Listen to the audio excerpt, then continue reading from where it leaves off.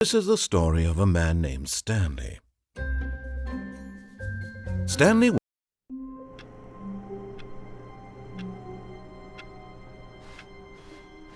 All of his co-workers were gone. What could it mean? Stanley decided to go to the meeting room. Perhaps he had simply missed a memo.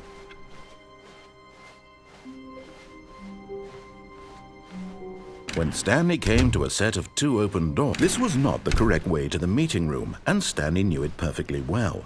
Perhaps he wanted to stop by the employee lounge first, just to admire it. Ah, yes, truly a room worth admiring. But eager to get back to business, Stanley took the first open door on his left. Stanley was so bad at following directions, it's incredible he wasn't fired years ago. Look, Stanley, I think perhaps we've gotten off on the wrong foot here. I'm not your enemy, really, I'm not. I realize that investing your trust in someone else can be difficult, but the fact is that the story has been about nothing but you all this time. There's someone you've been neglecting, Stanley. Someone you've forgotten about. Please, stop trying to make every decision by yourself. Now, I'm not asking for me, I'm asking for her. This is it, Stanley. Your chance to redeem yourself, to put your work aside, to let her back into your life. She's been waiting. That's her, Stanley. Oh, no, you can't. Did you just unplug the phone? No, that wasn't supposed to be a choice. How did you do that? You actually chose incorrectly? I didn't even know that was possible. Let me double check. No, it's definitely here, clear as day. Stanley picks up the phone. He's taken to his apartment where he finds his wife, and the two pledge themselves to one another. Music comes in, fade to white, roll credits. Not picking up the phone is actually somehow an incorrect course of action. How is that even possible? None of these decisions were supposed to mean anything. I don't understand. How on earth are you making meaningful choices? What did you... Wait a second. Did I just see... No, that's not possible. I can't believe it. How had I not noticed it sooner? You're not Stanley. You're a real person.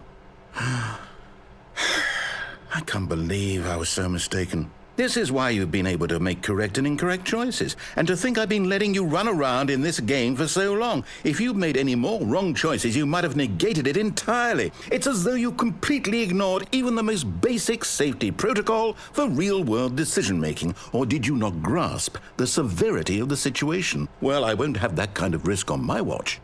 I'm going to stop the game for a moment so we can educate you properly on safe decision-making in the real world. Please observe this helpful instructional video. Choice. It's the best part of being a real person, but if used incorrectly can also be the most dangerous. For example, in this scenario, a hypothetical real person named Rupert has a choice. He could invent a machine that eliminates food shortages across the world to make life better for all people. Or he could spend years of hard work forgetting how to read. Which choice would you make? Remember that unlike here, the real world makes sense, and at no time should you make a choice that does not conform to rational logic. If you find yourself speaking with a person who does not make sense, in all likelihood, that person is not real. Allow the person to finish their thought, then provide an excuse why you cannot continue talking. Turn to a partner and practice saying, "My goodness, is it 4:30? I'm supposed to be having a back, sack, and crack." Excellent. Making choices on a regular basis is the best part to a healthy decision-making process. Most medical professionals recommend making at least 8 choices per day. Do you make more than 8? Less? And finally, if you begin to wonder if your choices are actually meaningful and whether you'll ever make a significant contribution to the world, just remember that in the vast infiniteness of space, your thoughts and problems are materially insignificant, and the feeling should subside. At this time, your instructor will guide you in an exercise to test and reinforce the material covered in this video. Welcome back. You may have noticed that this room has begun to deteriorate as a result of narrative contradiction. But not to worry. Now that you're properly informed on good decision-making, we're going to revisit a choice you made just a few minutes ago and see what the correct thing to do would have been. This way, please.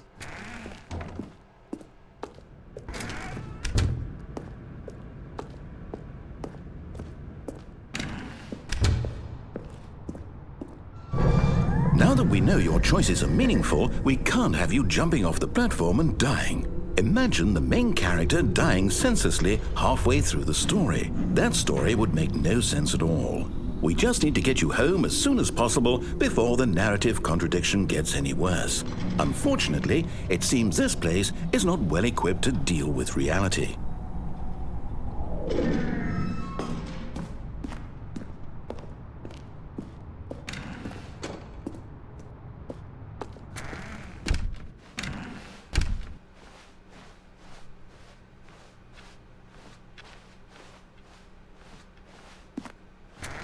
Almost there. You'll take the door on the left, back to the correct ending, the story will have resolution once again, and you'll be home free in the real world. Now remember, all you need to do is behave exactly as Stanley would. That means choosing responsibly and always putting the story first. I'm quite sure you'll be up to the task. Just follow my lead and you'll be fine. All right. When Stanley came to a set of 2 open doors, he entered the door on his left. No! Why did you do that? Quickly, hurry back in the other direction. Perhaps we're not too late.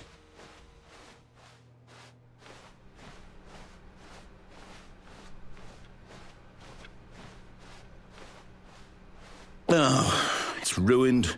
I can't believe, after everything we talked about, that my story, you've destroyed my work. Why? For what?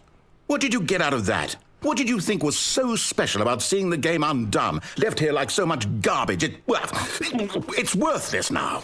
And what am I supposed to do? Even if there were a way to continue, would it be worth it? To know that my story is now incorrect? How can I go back to that? I can't erase that knowledge. I'll have to live with it forever, reliving its impossibility forever. I couldn't live that way. Is it better to shut the game down entirely? To willingly destroy all of my work? I don't know. What's the answer? What do I do? What do I do? What do I... No, I have to. I have to shut the game down. I have to. I have to.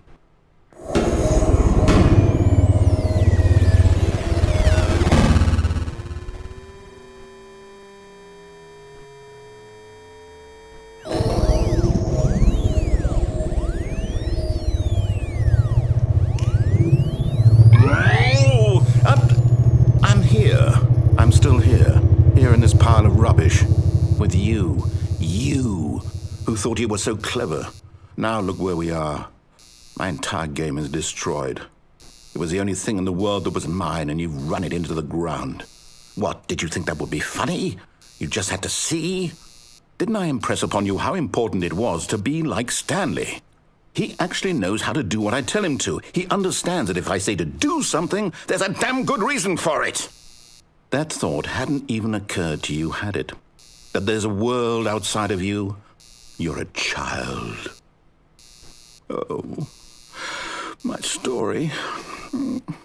If you'd just gone through the door on the left, you would have seen it. There was a whole underground facility. You would have destroyed it and been victorious. It would have been so perfect. I worked so hard on it. I tried so hard to make... Behave exactly as Stanley would. That means choosing responsibly and always putting the story first. I'm quite sure you'll be up to the task. Just follow my lead and you'll be fine. All right. When Stanley came to a set of 2 open doors, he entered the door on his left.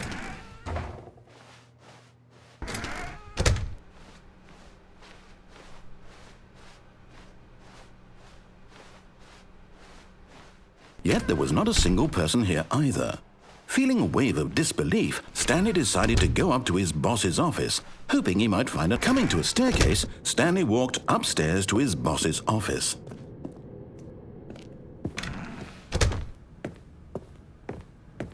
Stepping inside his manager's office, Stanley was once again stunned to discover not an indication of any human life. Shocked, Unraveled, Stanley wondered in disbelief who orchestrated this, until he saw the door with a voice receiver next to it. Surely behind this door lay all the answers to his questions. And beyond all probability, he knew the passcode. He had seen it on his boss's computer just last week. Nightshark 115. Was this the code to open the door? Would it still work? There was only one way to find out. Stanley had been trained never to speak up, but now he would draw from within himself the courage to face the unknown. He drew a sharp breath and then spoke the code.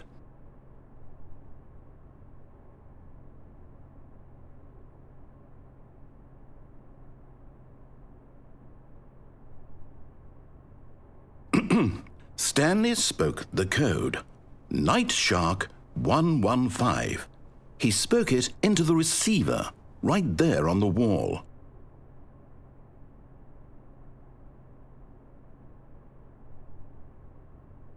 I'm sorry, is there a problem? You didn't mishear me, did you? Please speak the code into the receiver. Otherwise, we can't get on with the story. This is a crucial step.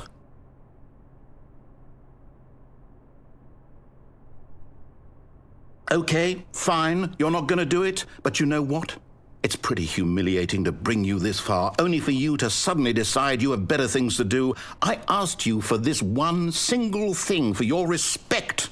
The kind of respect Stanley shows for his choices. He knows what it means to take a story seriously.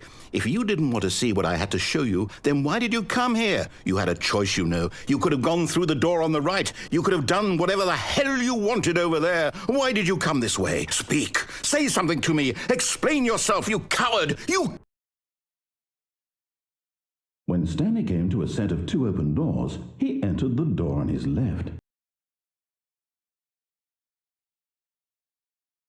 Stanley? Hello? Are you... Is everything okay? Stanley, please. I need you to make a choice. I need you to walk through the door. Are you listening to me? Can you hear me? Is everything all right? Stanley, this is important. The story needs you. It needs you to make a decision. It cannot exist without you. Do you understand me? Whatever choice you make is just fine. They're both correct. You cannot be wrong here. We can work together. I'll accept whatever you do. I simply need you to take that step forward, please. Choose. Do something. Anything. This is more important than you can ever know. I need this. The story needs it. So, you hear me? Are you there? Are you listening to this? Stanley, are you there? Okay. It's okay, I can wait. You need time to decide. Time to make sure your choice is correct. That is the best choice. That's all right. I'll wait for you to decide what's the right thing to do. Take as much time as you need.